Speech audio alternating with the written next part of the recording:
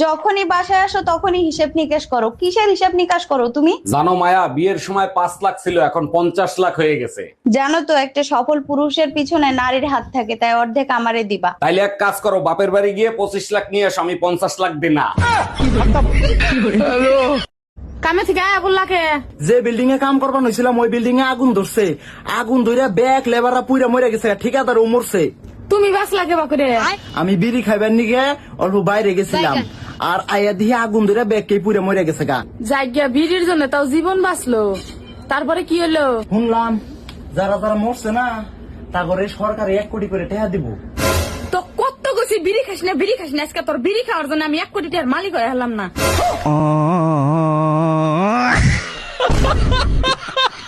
ভাবি, এবারও আমি ইলেকশনে দাঁড়াইছি, আগের বারের মতো এবারও আমারে ভোট দিয়ে জয়যুক্ত করবেন। হাইকোর্ট থেকে রায় নিয়ে আইছেন বোর পারমিশন ছাড়া বিয়ে করতে পারবেন, আবার আসছেন ভোট চাইতে। দেখেন ভাবি, পুরুষ তো সারা জীবন নির্যাতিত হয়, তাদের পক্ষে একটা রায় গেছে, তাতে কি এমন হয়েছে? খবরদার নারী ভোটারের কাছে ভোট চাইতে যাবেন না, টুনটুনি কেটে হাতে ধরায় দেবে।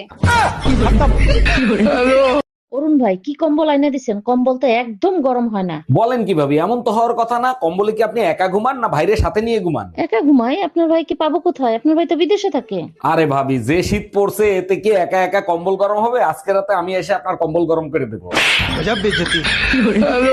হ্যালো বেবি, শেষ পর্যন্ত শীতের ছুটি পাইছি, আমি আসতেছি দেশে। কোনো দরকার নেই দেশে আসা, তুমি ছুটি আজকেই ক্যান্সেল করে দিবা। তুমিই তো পাগল করে ফেলাইলা যে শীতের ছুটি নিয়ে দেশে আসো, এখন তোমার কি হয়েছে? পুরা শীত কষ্ট করলাম একা একা, এখন আইসা কি বাল ফেলাবা?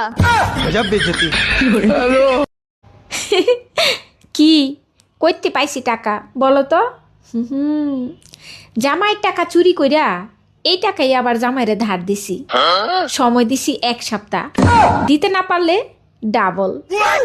এমনি করে এই টাকা এখন আমার কাছে। এটা একটা সফল বিজনেস। হাইকোর্টের এই রায় শোনার পর আমার মনে হইতেছে আমরা ছেলেরা এবার একটু শান্তিতে থাকতে পারবো, কারণ তোমরা মেয়েরা আমাদেরকে যে পরিমাণ জ্বালা যন্ত্রণা দিতা, যে পরিমাণ অশান্তিতে রাখতা, কিছু একটা ওইলে না ওইলেই বাবার বাড়িতে চলে যাবো, ছেড়ে দেবো রে, এই করবো রে, ওই করবো রে। এখন কি করবা সোনামণিরা? একটা কথা মনে রাখো, তোমরা যে হাইকোর্টের রায় শূন্য লাফালাফি করতেছ, রং দেখছো, রঙের ডিব্বা দেখো নাই। রাতে ঘুমানোর পর যদি তোমাদের টুনটুনিটা কাটিয়ে দেওয়া হয়, না থাকবে সাপ, না বাজবে বাঁশুরি, তখন কি করবা চান্দু? দিনে দিনে হচ্ছে বড়ে তোমার আশায় থাকিয়া, জীবন যৌবন সবে যাবে, চলো যাবে পাকিয়া। টাকা কড়ি আসলে হাতে আনবো যে শাড়ি চুড়ি বাড়ি। হনো ভাই, বইয়ের অনুমতি ছাড়া হাঙ্গা করতে পারবা, লাফাইতাছো, বেশ ভালো কথা। লগে 2-1টা লোহার জাঙ্গে জিঙ্গেও বানায় রেখো, তা নইলে কখন যে কি গইটা যায় কখন তো আর যায় না। কারণ মাতারিরা সবকিছুর ভাগ দিলেও ভাতারের ভাগ কেউ দিতে চায় না। তোমার বয়স কত? 18। মুখ কাছে আনো, কাছে আনো। কোনো চিন্তা করো না, আগামী চাঁদের প্রথম রাইতেই তোমার বিয়ে হয়ে যাবো।